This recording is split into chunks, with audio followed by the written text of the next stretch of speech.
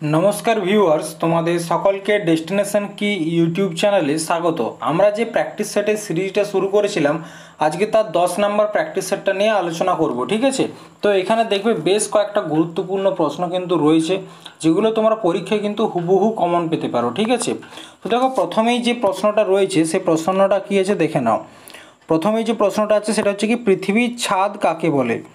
লাদাখ, তিব্বত, পামির নাকি pick XV বা pick 15, যেটা তুমি বলতে পারো, ঠিক আছে। তো পৃথিবীর ছাদ কাকে বলা হয়? তো মনে রাখবে, পামির মালভূমিকে বলা হয় পৃথিবীর ছাদ, ঠিক আছে।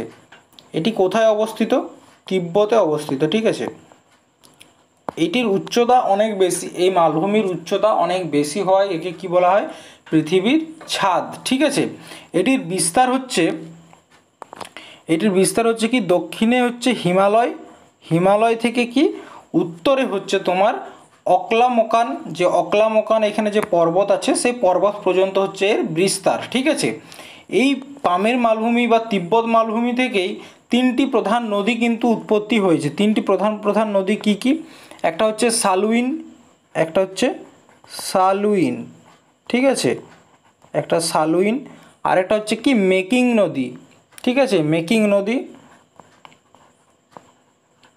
এবং 3 নম্বরে যেটা আছে ইয়াংসিকিয়াং নদী, ঠিক আছে, ইয়াংসিকিয়াং নদী, এটাও কিন্তু মনে রেখো। এরপর দেখো, আরও কয়েকটি গুরুত্বপূর্ণ যদি পর্বতমালার কথা বলি, তো সেখানে তোমাদেরকে প্রথমে যেটা মনে রাখতে হবে সেটা হচ্ছে আল্পস পর্বতমালা, ঠিক আছে। আল্পস পর্বতমালা এটা হচ্ছে কি ইউরোপের, যে মধ্য ইউরোপের একটি পর্বতমালা, এবং এটি সর্বোচ্চ শৃঙ্গের নাম হচ্ছে মাউন্ট ব্ল্যাঙ্ক, ঠিক আছে, মাউন্ট ব্ল্যাঙ্ক। এরপর যে পর্বতমালাটি আছে তার নাম হচ্ছে অ্যান্ডিজ পর্বতমালা, ঠিক আছে। তো অ্যান্ডিজ পর্বতমালা হচ্ছে কি বিশ্বের দীর্ঘতম পর্বতমালা, এবং এটি দক্ষিণ আমেরিকার পশ্চিম উপকূলে অবস্থিত। এরপর দেখো, এই যে অ্যান্ডিজ পর্বতমালা, ঠিক আছে, এই অ্যান্ডিজ পর্বতমালা যে দক্ষিণ আমেরিকার, ঠিক আছে, অ্যান্ডিজ পর্বতমালা দক্ষিণ আমেরিকার 7টা দেশের মধ্য দিয়ে যায়। এরপর সেই 7টা দেশকে তোমরা কিভাবে মনে রাখবে তার একটা ট্রিক্স আছে। ট্রিকটা কি? বাবু চলো এক্ষুনি আজ তোমায় কলম্বিয়ার ভিনদেশি প্রেমের গল্প বলি, ঠিক আছে। তো এই ট্রিক্সটা দেখো, খুব মনে রাখা সহজ কিন্তু। বাবু চলো এক্ষুনি আজ তোমায় কলম্বিয়ার ভিনদেশি প্রেমের গল্প বলি। তো এখানে তোমরা কিভাবে মনে রাখবে প্রত্যেকটা দেশের নাম? দেখো, এখানে চলো ফর কি হচ্ছে চিলি, ঠিক আছে। এক্ষুনি মানে হচ্ছে ইকুয়াডোর, ঠিক আছে। আজ অর্থাৎ আর্জেন্টিনা, ঠিক আছে। কলম্বিয়া মানে কলম্বিয়া। ভিনদেশি মানে হচ্ছে ভেনিজুয়েলা। প্রেমের অর্থাৎ পেরু। বলি শব্দের এখানে কি বোঝা যাচ্ছে? বলিভিয়া। তাহলে এখানে শর্ট ট্রিকটা কিন্তু খুব সুন্দর, যেটা তোমরা মনে রাখতেও সুবিধা, কারণ এখন বাবু সোনা এটা খুব বেশি প্রচলিত, তো ওই কারণেই এটা তোমাদের জন্য বানানো, ঠিক আছে। এরপর দেখো, এইখানে আরও একটি আছে পিক XV বা পিক 15। এটা হচ্ছে কি মাউন্ট এভারেস্টের, ঠিক আছে। মাউন্ট এভারেস্টের যে পূর্ব নাম এটা ছিল কি পিক 15 বা পিক XV, মাউন্ট এভারেস্টের পূর্ব নাম। নেক্সট প্রশ্ন দেখো, সেটা হচ্ছে কি উচ্চ এশিয়ার মেরুদণ্ড কাকে বলা হয়? কারাকোরাম, হিমালয়, লাদাখ নাকি পামির মালভূমি? তো উচ্চ এশিয়ার মেরুদণ্ড বলা হয় কারাকোরামকে, ঠিক আছে। উচ্চ এশিয়ার মেরুদণ্ড হচ্ছে কারাকোরাম। এই কারাকোরামের অন্য আরও একটি নাম হচ্ছে কি বসুধার ধবল শীর্ষ, ঠিক আছে। পরীক্ষায় কিন্তু আসে বসুধার ধবল শীর্ষ, বা এটির নাম হচ্ছে কৃষ্ণগিরি। এটাকে চীনে কি বলা হয়? চীনে বলা হয় কোগির। এটাকে চীনে বলা হয় কোগির, ঠিক আছে। তো এই কারাকোরাম পর্বতমালা হচ্ছে ট্রান্স হিমালয়ের অংশ, এবং এই কারাকোরাম পর্বতমালার যে কেটু হচ্ছে কি আমাদের ভারতবর্ষের সর্বোচ্চ শৃঙ্গ, যার উচ্চতা হচ্ছে 8611 মিটার। এরপর দেখো, আমরা যদি আমাদের যে ম্যাপটা দেখি, সেই ম্যাপে হচ্ছে আমাদের যে ট্রান্স হিমালয়, সেই ট্রান্স হিমালয়ের যে 3টা মেইন রেঞ্জ আছে সেটা কি কি? একটা হচ্ছে কারাকোরাম, একটা হচ্ছে লাদাখ, আর একটা হচ্ছে কি জাস্কার। এই ম্যাপটাকে যদি আমরা বড় করে দেখি তাহলে দেখো ঠিক এরকমভাবে অবস্থানটা তোমরা বুঝতে পারো বেশি ঠিক ভালো, ঠিক আছে। এখানে হচ্ছে কি কারাকোরাম, কারাকোরাম। তারপর হচ্ছে লাদাখ, কারাকোরাম, লাদাখ, জাস্কার, ঠিক আছে। এটা হচ্ছে কি এই তিনটা ট্রান্স হিমালয়ের অংশ। এই কারাকোরামটা হচ্ছে কি, কারাকোরামকে বলা হয় উচ্চ এশিয়ার মেরুদণ্ড, ঠিক আছে। এই কারাকোরাম পর্বতমালা কি করে, চীনকে ভারত থেকে কিন্তু আলাদা করে, কারণ এটার যে বিস্তার ঠিক এটা এরকমভাবে পুরো লাদাখ থেকে বেরিয়ে গেছে, তো কি করে ভারত এবং চীনকে আলাদা করা এই কারাকোরাম পর্বতমালা, ঠিক আছে। এরপর দেখো নেক্সট প্রশ্ন কি আছে, যে প্রাকৃতিক ফাঁক, ঠিক আছে, যে প্রাকৃতিক ফাঁক আড়াআড়িভাবে পর্বতের মধ্য দিয়ে রাস্তা তৈরি করে তাকে কি বলে, শৃঙ্গ, গিরিপথ, বালিয়াড়ি, গ্যাপ বা ফাঁক। তো শৃঙ্গ কাকে বলে, কোনো একটা পর্বতের যে সর্বোচ্চ শিখর তাকে বলা হয় শৃঙ্গ, ঠিক আছে। এবং যে প্রাকৃতিক ফাঁক আড়াআড়িভাবে কি করে দুটি পর্বতের মাঝে রাস্তা তৈরি করে তাকে বলা হচ্ছে গিরিপথ। আর বালিয়াড়ি কাকে বলে, বালিয়াড়ি বলা হচ্ছে তোমার যে বাতাসের বয়ে আনা বালি, ঠিক আছে, বাতাসের বয়ে আনা বালি যখন সঞ্চিত হয়ে দীর্ঘ এবং উঁচু বালির স্তূপ তৈরি করে তখন তাকে বলা হয় বালিয়াড়ি। তো এখানে যে প্রশ্নটি আছে তার উত্তর কি হচ্ছে গিরিপথ, ঠিক আছে।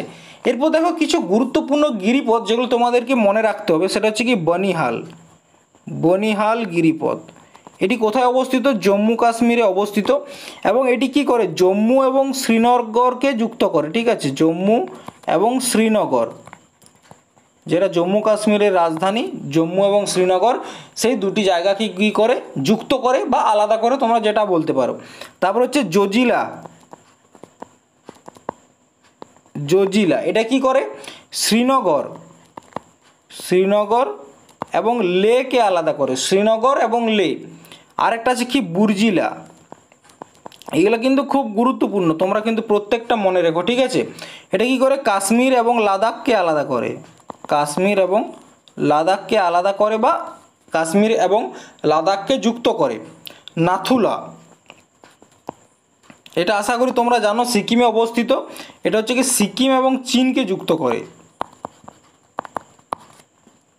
ঠিক আছে। এরপর আরও একটি গুরুত্বপূর্ণ হচ্ছে বড়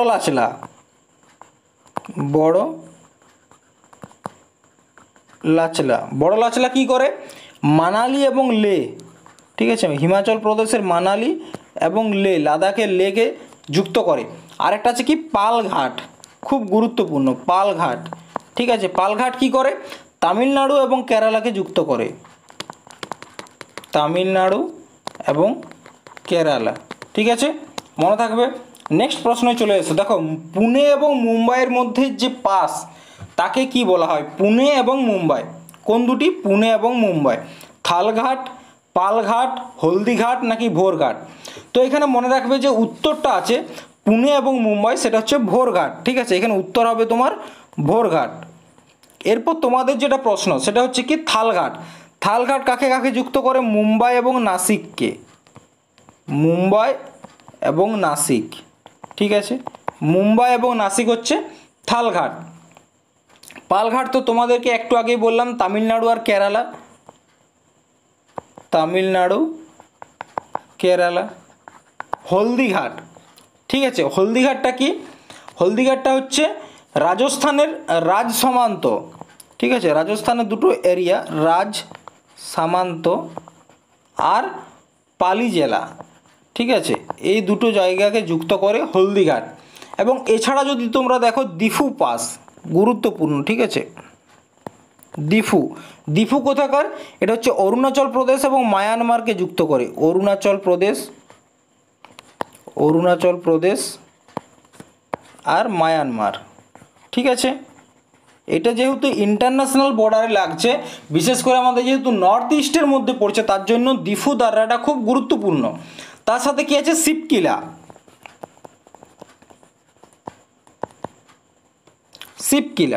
এটা হচ্ছে কি হিমাচল প্রদেশ এবং তিব্বতকে যুক্ত করে, ঠিক আছে, বোঝা গেছে। এরপর দেখো নেক্সট প্রশ্নের দিকে এসো, কি বলা হয়েছে এশিয়ার বৃহত্তম লেগুনের নাম কি, চিল্কা, পুলিকট, কলেরু নাকি লোকটাক হ্রদ। তো তোমরা মনে রাখবে এশিয়ার বৃহত্তম লেগুন হচ্ছে কি চিল্কা হ্রদ। এরপর তোমাদের কাছে একটা প্রশ্ন আসবে যে লেগুনটা কি, ঠিক আছে, লেগুনটা কি দেখো তোমরা বোঝো, এটা হচ্ছে কি সমুদ্রের একটা তট, ধরো এটা একটা সমুদ্রের তট, এখানে কি আছে সমুদ্রের জল আছে, ঠিক আছে। এরপর সমুদ্রের মধ্যে যে আবর্জনাগুলো যুক্ত হয়, ঠিক আছে, যে আবর্জনাটা যুক্ত হয় তাকে কি বলা হয়, তাকে বলা হয় যে সিল্ট। এটা হচ্ছে কি আবর্জনা, সমুদ্রের আবর্জনা। এরপর কি হয়, এই যে জলের ঢেউটা, এই ঢেউটা ধাক্কা লাগতে লাগতে কি হয়, এই জায়গাটা ক্ষয়ে যায়, ঠিক আছে। ধরো এটা এরকমভাবে ক্ষয়ে গেল, আমাদের যে মানে বিচটা আছে, যেখানে হচ্ছে কি সমুদ্র তট, সেই জায়গাটা কি এরকম জলে ধাক্কা লেগে লেগে এদিকে জল ধাক্কা লাগছে, তার ফলে কী হচ্ছে, এদিকটা এরকম ক্ষয়ে যাচ্ছে, দিয়ে এরকম আকার চলে এসছে। এরপর কী হয়, এইখানে কিন্তু এই পর্যন্ত কিন্তু জলটা ঢুকে যায়, ঠিক আছে, এই পর্যন্ত জলটা, সমুদ্রের জলটা কিন্তু এই পর্যন্ত ঢুকে যায়। এরপর আস্তে আস্তে কী হয়, এই যে সমুদ্রের আবর্জনা সিল্ট, এটা কিন্তু এসে করে এখানে মুখটা আটকে যায়, যার ফলে কি হয়, এখানে একটা জলাশয়ের সৃষ্টি হয় বা একটা হ্রদের সৃষ্টি হয়, যাকে কি বলা হয়, যাকে বলা হচ্ছে লেগুন। আশা করি ব্যাপারটা বুঝতে পেরেছো। লেগুনটা কিছু না, সমুদ্রের জলের স্রোতের কারণে, ঢেউয়ের কারণে কি হয়, সমুদ্রের তট কিছুটা ক্ষয়ে গিয়ে ঠিক এরকম আকার ধারণ করে, এবং এই যে ভেতর পর্যন্ত এখানে জল ঢুকে যাওয়ার ফলে কি হয়, জল ঢুকে যাওয়ার ফলে এখানে একটা হ্রদের সৃষ্টি করে, যাকে বলা হচ্ছে লেগুন, ঠিক আছে। এরপর দেখো পুলিকট হ্রদ কোথায় অবস্থিত, এটা হচ্ছে তোমার অন্ধ্রপ্রদেশে। কোথায়, অন্ধ্রপ্রদেশ। চিল্কা হ্রদ কোথায় অবস্থিত, উড়িষ্যা, ঠিক আছে, গুরুত্বপূর্ণ, মনে তো অবশ্যই রাখতে হবে তোমাদেরকে। কোলেরু হ্রদ কোথাকার, অন্ধ্রপ্রদেশ। লোকটাক হ্রদ কোথাকার, মণিপুর, ঠিক আছে। নেক্সট প্রশ্ন এসো, কুমায়ুন হিমালয়ের সর্বোচ্চ শৃঙ্গ কি, কুমায়ুন হিমালয়ের সর্বোচ্চ শৃঙ্গ কি, অন্নপূর্ণা, নন্দা দেবী, কাসেট নাকি মাকালু। তো কুমায়ুন হিমালয় তার সর্বোচ্চ শৃঙ্গ হচ্ছে নন্দা দেবী, এটা হচ্ছে অ্যান্সার, ঠিক আছে। এরপর কুমায়ুন হিমালয় কি সেটা যদি তোমাদেরকে দেখতে হয়, তাহলে আমাদের যে বৃহৎ হিমালয় তার যে বিস্তারটা তোমাদেরকে দেখতে হবে। একদম পশ্চিমে আছে কি নাঙ্গা পর্বত, এবং একদম পূর্বে আছে কি নামচা পর্বত। এটা হচ্ছে নামচা পর্বত, কোথায় আছে, অরুণাচল প্রদেশে। আর এটা হচ্ছে নাঙ্গা পর্বত, ঠিক আছে, বোঝা গেছে। তো দেখো এই যে নাঙ্গা পর্বতের পরবর্তী ক্ষেত্র থেকে এদিকে তোমার এই যে এরিয়াটা, এটা হচ্ছে কি আমাদের উত্তরাখণ্ড এবং ইউপি, এই দুটো এরিয়া। এখানে কয়েকটি শৃঙ্গ আছে, একটা হচ্ছে কামেত, নন্দা দেবী, বদ্রীনাথ, কামেত, নন্দা দেবী, বদ্রীনাথ, ঠিক আছে। এটা হচ্ছে কি, আর উত্তরপ্রদেশ এবং উত্তরাখণ্ডের মধ্যে যে বৃহৎ হিমালয়ের অংশটি অবস্থিত তাকে বলা হচ্ছে কুমায়ুন হিমালয়। এবং এরপর হচ্ছে কি নেপাল হিমালয়, এটা হচ্ছে কি নেপাল হিমালয়। নেপাল হিমালয়ের যে শৃঙ্গগুলি আছে সেগুলো যদি কি কি, সেটা হচ্ছে ধবলগিরি, এটা হচ্ছে ধবলগিরি। ধবলগিরির পরে হচ্ছে কি অন্নপূর্ণা, এটা হচ্ছে তোমার অন্নপূর্ণার পর হচ্ছে মনসালু, এটা হচ্ছে মনসালু, ঠিক আছে। ধবলগিরি হলো, অন্নপূর্ণা হলো, মনসালু হলো। এরপর হচ্ছে তোমার গৌরীশঙ্কর, গৌরীশঙ্কর পর হচ্ছে ছয়ু, গৌরীশঙ্করের পর হচ্ছে গৌরীশঙ্কর, তারপর ছয়ুর পরে হচ্ছে কি পৃথিবীর সর্বোচ্চ শৃঙ্গ কি মাউন্ট এভারেস্ট, ঠিক আছে। তারপর হচ্ছে মাউন্ট এভারেস্ট, এবং তারপরে হচ্ছে কি মাকালু, ঠিক আছে। এটা হচ্ছে নেপাল হিমালয়ের মধ্যে। এরপর সিকিমের মধ্যে একটা এরিয়া পড়ছে, সিকিমের মধ্যে কি আছে, সিকিমের মধ্যে আছে কাঞ্চনজঙ্ঘা, সিকিমের আছে কি কাঞ্চনজঙ্ঘা, এবং এদিকে অরুণাচল প্রদেশে কি রয়েছে, অরুণাচল প্রদেশে রয়েছে নামচা পর্বত। তো এই যে উত্তরাখণ্ড এবং ইউপির মধ্যে নন্দা দেবী, কামেত এবং বদ্রীনাথ, এই তিনটা হচ্ছে কি কুমায়ুন হিমালয়ের অংশ, যার মধ্যে নন্দা দেবী হচ্ছে কি কুমায়ুন হিমালয়ের সর্বোচ্চ শৃঙ্গ। এরপর এইখানে যখন যে কামেত পর্বত রয়েছে, এই যে এটা কামেত পর্বত, এই কামেত পর্বতের পাশেই কিন্তু গঙ্গোত্রী, ঠিক আছে, গঙ্গোত্রী। তাছাড়া কি আছে, যমুনোত্রী, যে হিমবাহগুলো আছে গঙ্গোত্রী, যমুনোত্রী। তাছাড়া কি আছে, ত্রিশূল,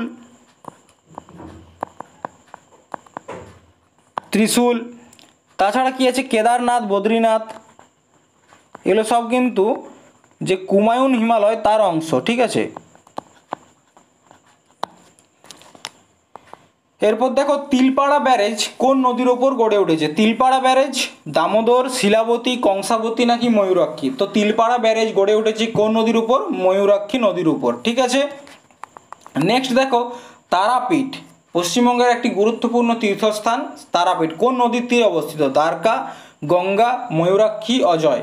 তারাপীঠ হচ্ছে দ্বারকা নদীর তীরে গড়ে উঠেছে। ঠিক আছে, নেক্সট প্রশ্ন দেখো মাইথন ড্যাম কোন নদীর তীরে গড়ে উঠেছে বা কোন নদীর উপর গড়ে উঠেছে?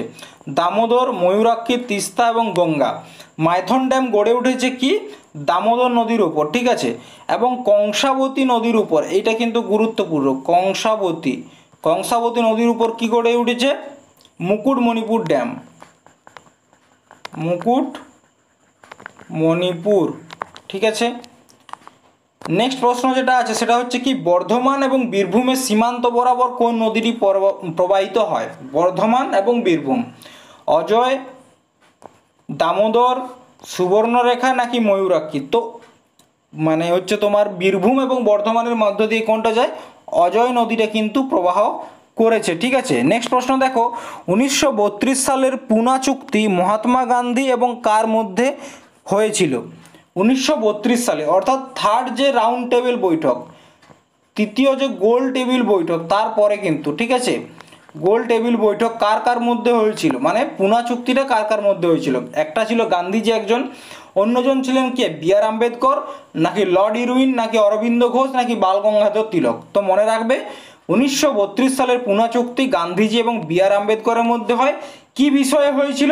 দলিতদের জন্য যে রিজার্ভ যে সিট ছিল সেই বিষয়ে কিন্তু হয়েছিল ইলেকশনের কারণে। ঠিক আছে, তো এই যে চুক্তিটা এটা কোন জেলে বসে হয়েছিল? এই চুক্তিটা ছিল ইয়ারবাদা জেল। ঠিক আছে, ইয়ারবাদা জেলে বসে কিন্তু হয়েছিল। এবং এই চুক্তিতে গান্ধীজির হয়ে কে সিগনেচার করেছিলেন? গান্ধীজির হয়ে সিগনেচার করেছিলেন কে? মদন মোহন মালব্য। মদন মোহন মালব্য। ঠিক আছে, এবং গান্ধীজি এবং ইরউইনের মধ্যে, ঠিক আছে, গান্ধীজি এবং ইরউইনের মধ্যে একটা চুক্তি হয়েছিল, সেটা হচ্ছে গান্ধী ইরউইন প্যাক্ট নামে পরিচিত। ঠিক আছে, তারপর দেখো নিচের কোন বছরে মতিলাল নেহরু এবং 8 জন কংগ্রেস নেতা ভারতীয় সংবিধানের রচনা করেন? তো মনে রাখবে 1928 নাকি 1945 নাকি 1935 নাকি 1931? তো প্রশ্নটা যেটা আছে কি কোন বছর মতিলাল নেহরু 8 জন কংগ্রেসের নেতা মিলে একটা সংবিধান তৈরি করেছিলেন ভারতের? সো উত্তরটা হচ্ছে 1928। দেখো 1928 সালে নেহরু রিপোর্ট পেশ করা হয়েছিল। কি? নেহেরু রিপোর্ট। ঠিক আছে, এই নেহেরু রিপোর্টে ঠিক আছে টোটাল কতগুলি বিষয়ের উপর কিন্তু বিশেষভাবে আলোচনা করেছিল কে? মতিলাল নেহরু এবং তার যে 8 জন সদস্য ছিল। এবং এই যে আলোচনাটা এটাই ছিল কিন্তু ভারতের যে সংবিধানের একটা খসড়া বা ড্রাফট। ঠিক আছে, এই যে সমিতির মাধ্যমে নেহরু রিপোর্টটা যে পেশ হয়েছিল এতে কিন্তু সুভাষচন্দ্র বোসেরও হস্তক্ষেপ ছিল। এরপর দেখো তিনি কি কি চেয়েছিলেন, তিনি কি কি যুক্ত করতে বলেছিলেন সেগুলো তোমরা প্রথমে দেখে নাও। প্রথম হচ্ছে কি পৃথক নির্বাচন মণ্ডলীকে প্রত্যাখ্যান করেন। ঠিক আছে, সেকেন্ড তিনি কি করেছিলেন? ভাষাগত প্রদেশ তৈরি করার কথা বলেছিলেন, যেটা পরবর্তী ক্ষেত্রে কিন্তু হয়েছে ভাষাগত প্রদেশ। 3 নম্বরে কি ছিল? 3 নম্বর ছিল নারীর সমান অধিকার। নারীর সমান অধিকার এবং তার সাথে 19টা হচ্ছে ফান্ডামেন্টাল রাইটের কথা কিন্তু তিনি বলেছিলেন। তার সাথে কি ছিল? মুসলমানদের যে সংস্কৃতি, তাদের যে ধর্মীয় আস্থা সেটা যাতে সুরক্ষিত থাকে সে বিষয়েও তিনি বলেছিলেন। এবং তার সাথে তিনি বলেছিলেন যে রাষ্ট্র থেকে ধর্ম অর্থাৎ রাষ্ট্র এবং ধর্মকে আলাদা রাখতে হবে, ধর্ম এবং রাষ্ট্রকে একসাথে মেলানো চলবে না। ঠিক আছে, তো এই বিষয়টাকে মুসলিম লীগের তৎকালীন নেতা মোহাম্মদ আলী জিন্নাহ তিনি কিন্তু এটাকে প্রত্যাখ্যান করেন এবং তিনি তার 14টি দাবি রাখেন। ঠিক আছে, তিনি তার 14টি দাবি রাখেন যা পরবর্তী ক্ষেত্রে কি নামে পরিচিত? জিন্নাহর 14 দফা নামে পরিচিত। ঠিক আছে, এবং এটা প্রত্যাখ্যান হওয়ার পরেই কিন্তু 1929 সালে জওহরলাল নেহরু পূর্ণ স্বরাজের কথা বলেছিলেন, কারণ এই মতিলাল নেহরুর এই যে রিপোর্টটা প্রত্যাখ্যান তিনি কিন্তু একটা অপমান হিসাবে ধরেছিলেন। ঠিক আছে, এরপর দেখো 1972 সালের সিমলা চুক্তি স্বাক্ষরকারী পাকিস্তানের প্রধানমন্ত্রীর নাম কি? আইয়ুব খান, ইয়াইয়া খান, জেড এ ভুট্টো নাকি বেনাজির ভুট্টো? তো দেখো 1972 সালের যে সিমলা চুক্তি, এটা খুব একটা মানে ইন্টারেস্টিং ফ্যাক্ট। কারণ কি 1971 সালে ভারতবর্ষ কী করে বাংলাদেশকে স্বাধীন করে দেয় পাকিস্তানের কাছ থেকে, এবং পাকিস্তানকে সম্পূর্ণরূপে পরাজিত করে। পাকিস্তানের প্রায় 90,000 সৈনিক, প্রায় 90,000 সৈনিক কিন্তু ভারতীয়দের কাছে বশ্যতা স্বীকার করেছিল। তার প্রমাণ কিন্তু হচ্ছে এইগুলো। ঠিক আছে, প্রায় 90,000 সৈনিক কিন্তু ভারতবাসীর যে ভারতের যে সৈন্য তাদের কাছে কিন্তু বশ্যতা স্বীকার করে এবং স্যারেন্ডার করে। তো তার পরবর্তী সালে 1972 সালে ভারতের প্রধানমন্ত্রী ইন্দিরা গান্ধী, ঠিক আছে, ভারতের প্রধানমন্ত্রী ইন্দিরা গান্ধী এবং জেড এ ভুট্টো, ঠিক আছে, জুলফিকার আলী ভুট্টো, এই দুজন মিলে কি করেছিল? সিমলা চুক্তি স্বাক্ষর করেছিল, যেখানে বলা হয়েছিল যে তাদের মধ্যে অর্থাৎ ইন্ডিয়া এবং পাকিস্তানের মধ্যে যে ঝামেলাটা হয়েছে সেটা এখানে সমাপ্ত, এবং এই বিষয়ে বা এর পূর্বের কোনো বিষয়ের উপর পরবর্তী আমাদের ফরেন পলিসি কিন্তু ডিপেন্ড করবে না। এবং তারপর কি বলা হয়, ভারতের প্রধানমন্ত্রী ইন্দিরা গান্ধী তিনি কি করেন, তাদের যে 90,000 সৈনিক, পাকিস্তানের যে 90,000 সৈনিক ভারতীয়রা জিতে নিয়েছিল সেগুলোকে ফিরিয়ে দেন। ঠিক আছে, সৈনিককে ফিরিয়ে দিয়েছিলেন। তো এটা হচ্ছে আমাদের ভারতবর্ষ, যেখানে কিন্তু একজন সৈনিককে সৈনিকের সম্মান দেওয়া হয়, এবং যেখানে প্রয়োজন হয় সেখানে যুদ্ধ করতেও জানে, যেখানে প্রয়োজন নেই সেখানে শান্তিতে সমস্ত কিছু মিটিয়ে নিতেও কিন্তু আমাদের ভারতবর্ষ জানে এবং ভারতের সৈনিকরা জানে। ঠিক আছে, নেক্সট প্রশ্ন দেখো, বাবা সাহেব আম্বেদকর স্বাধীন ভারতের প্রথম কোন মন্ত্রী ছিলেন? স্বাধীন ভারতের কোন মন্ত্রী ছিলেন? ল কমিশন, লেবার কমিশনের law minister, labour minister, finance minister নাকি ডিফেন্স মিনিস্টার? তো বাবা সাহেব আম্বেদকর অর্থাৎ BR আম্বেদকর তিনি স্বাধীন ভারতের প্রথম আইনমন্ত্রী ছিলেন। ঠিক আছে, আইনমন্ত্রী ছিলেন। যদি বলা হয় প্রথম ফাইন্যান্স মিনিস্টার কে ছিলেন? ফাইন্যান্স মিনিস্টার ছিলেন তৎকালীন RK ষণমুখম। ঠিক আছে, কে ছিলেন? RK ষণমুখম। ফাইন্যান্সে কে ছিলেন? সরি একটু ডিস্টার্ব হচ্ছে পেনটা। RK ষণমুখম। ঠিক আছে, নেক্সট দেখো কে, নেক্সট হচ্ছে ডিফেন্স মিনিস্টার। ডিফেন্স মিনিস্টার কে ছিলেন? বলদেব সিং। তৎকালীন ডিফেন্স মিনিস্টার স্বাধীন ভারতের প্রথম বলদেব সিং। এবং এডুকেশন মিনিস্টার কে ছিলেন? এডুকেশন ছিলেন মৌলানা আবুল কালাম আজাদ।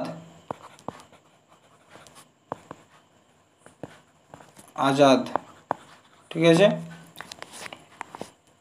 এরপর দেখো পরবর্তী প্রশ্ন, স্বাধীনতার আগে কোন ভারতীয় ভূখণ্ডটি কালো জল নামে বা কালা পানি, এটা হচ্ছে কি কালা পানি নামে পরিচিত? লক্ষদ্বীপ অ্যান্ড গ্রুপ নাকি আন্দামান নিকোবর আইল্যান্ড নাকি দমনদিও নাকি আলিয়াবেট অ্যান্ড খাডিয়াবেট? তো মনে রাখবে কালা পানি নামে পরিচিত ছিল কি আন্দামান এবং নিকোবর আইল্যান্ড।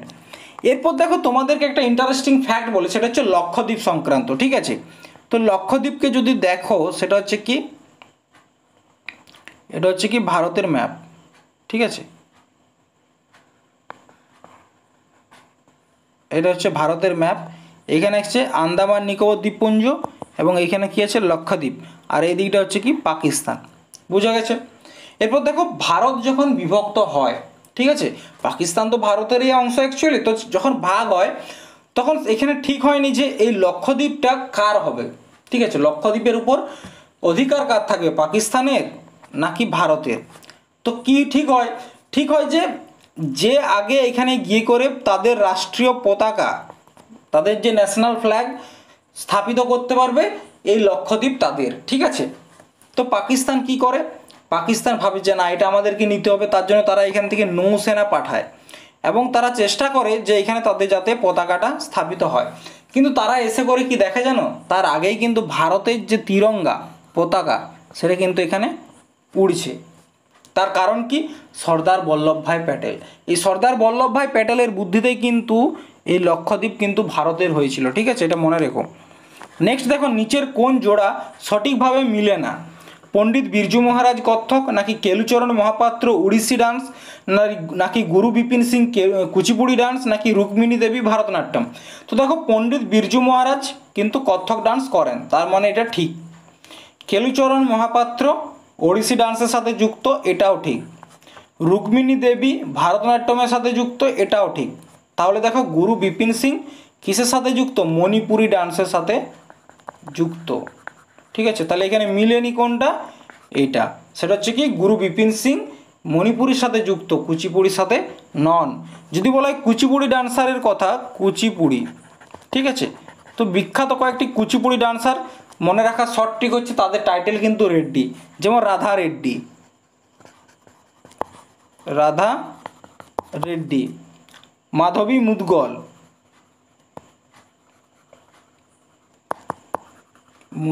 যতগুলো রেড্ডি টাইটেল পাবে সবগুলো কিন্তু কুচিপুড়ি ডান্সের সাথে যুক্ত। এরপর দেখো, পণ্ডিত শিবকুমার শর্মা নিচের কোন শাস্ত্রীয় সঙ্গীত যন্ত্রটি পরিবেশন করেন? ভায়োলিন, সন্তুর, কঞ্জিরা, নাকি বীণা?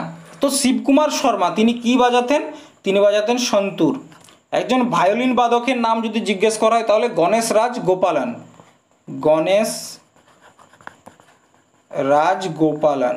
তোমাদেরকে অলরেডি যে মিউজিক্যাল ইনস্ট্রুমেন্ট এবং মিউজিক প্লেয়ারদের যে ক্লাস স্ট্র্যাটেজিকে সেটা কিন্তু করানো হয়েছে। ঠিক আছে, বীণার কথা যদি বলা হয়, বীণার হচ্ছে তোমার বিশ্বমোহন ভট্ট, বিশ্বমোহন ভট্ট,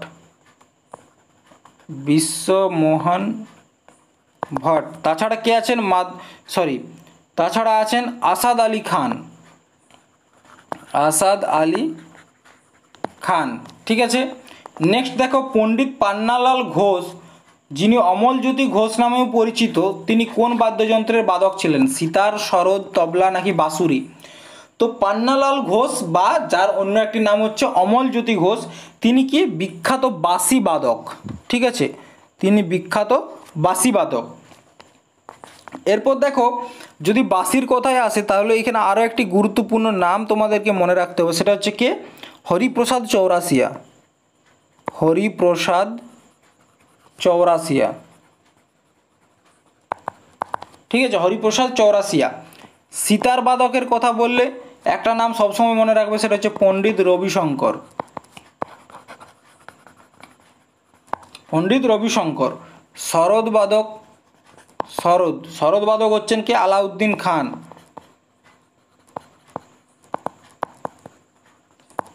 এবং তবলা বাদক হচ্ছেন কে? জাকির হুসেন, জাকির হুসেন। দেখো, তোমরা হয়তো এই লেখাগুলো ঠিকঠাক বুঝতে পারছো না, কিন্তু আমার ভয়েসটা তোমরা শুনতে পাচ্ছ। এবং তোমরা যদি চাও যে ঠিক এরকম পিডিএফগুলো একদম পাও যেখানে প্রত্যেকটা ডিটেলস কিন্তু লেখা থাকবে, তাহলে কি করতে হবে? তোমাদেরকে কিন্তু আমাদের ক্লাসটা সম্পূর্ণভাবে দেখতে হবে, শেয়ার করতে হবে এবং কমেন্ট করে তোমাদেরকে জানাতে হবে যে তোমরা কীরকম পিডিএফ চাইছো। সাথে কিন্তু ক্লাসটাকে অবশ্যই লাইক করতে হবে। ঠিক আছে, নেক্সট প্রশ্ন দেখো, নিচের মধ্যে কে ইন্দোর ঘরানা সঙ্গীতের প্রতিষ্ঠাতা? ইন্দোর ঘরানা, উস্তাদ আমির খান, এম.এস. সুবুলক্ষ্মী, বিলায়ত খান, নাকি ভীমসেন যোশী? তো ইন্দোর ঘরানার যে সঙ্গীত তার ফাউন্ডার হচ্ছেন কে? উস্তাদ আমির খান। ঠিক আছে, এরপর দেখো পরবর্তী প্রশ্ন, সেটা হচ্ছে কি, পং এবং তোপু কোন রাজ্যের জনপ্রিয় নৃত্য? ছত্তিশগড়, অরুণাচল প্রদেশ, গোয়া, নাকি বিহার? তো অ্যান্সারটা হচ্ছে কি অরুণাচল প্রদেশ। দেখো, আজকে তোমাদের সাথে বেশ কয়েকটা প্রশ্ন কিন্তু খুব গুরুত্বপূর্ণ প্রশ্ন ছিল যেগুলো তোমাদের সাথে আলোচনা করেছি, তার সাথে বেশ কিছু গুরুত্বপূর্ণ ফ্যাক্ট কিন্তু তোমাদেরকে দিয়েছি। এরপর যদি তোমরা চাইছো যে এই যে ক্লাসগুলোর পিডিএফ সেটা তোমরা সম্পূর্ণ যে কি ফ্যাক্টগুলো আছে সেগুলো সমেত যদি চাও, তাহলে অবশ্যই তোমাদেরকে কিন্তু ক্লাসটাকে কী করতে হবে? শেয়ার করতে হবে বন্ধুদের সাথে, লাইক করতে হবে এবং কমেন্ট বক্সে তোমরা কীরকমভাবে চাইছো পিডিএফটা সেটা কিন্তু জানাতে হবে আমাকে। ঠিক আছে, তো আজকের ক্লাসটা এই পর্যন্তই, এখানে সমাপ্ত করছি। পরের দিন অবশ্যই যে প্র্যাকটিস সেট নাম্বার 11 সেটা আসবে এবং এই প্র্যাকটিস সেটের যে সিরিজটা এটা তোমাদের যে কোনো পরীক্ষার জন্য, শুধুমাত্র যে WBP KP তা নয়, SSC CHSL, SSC MTS, এই সব পরীক্ষার জন্য কিন্তু খুব গুরুত্বপূর্ণ, কারণ এইখানে যে প্রশ্নগুলো তোমাদেরকে করাচ্ছি সেগুলো সম্পূর্ণভাবে প্রত্যেকটা কোয়েশ্চেন কোনো না কোনো প্রিভিয়াস ইয়ার সেটে এসছে, বিশেষ করে এসএসসির এক্সামে এসছে। ঠিক আছে, তো আজকে ক্লাসটা খুব গুরুত্বপূর্ণ ছিল, এটা কিন্তু তোমরা মন দিয়ে করো। তো ক্লাসটা সমাপ্ত করছি, আশা করি পরের দিন ক্লাসে তোমরা আবার সকলে এরকমভাবেই ক্লাসটির সাথে যুক্ত হবে। ধন্যবাদ, জয় হিন্দ।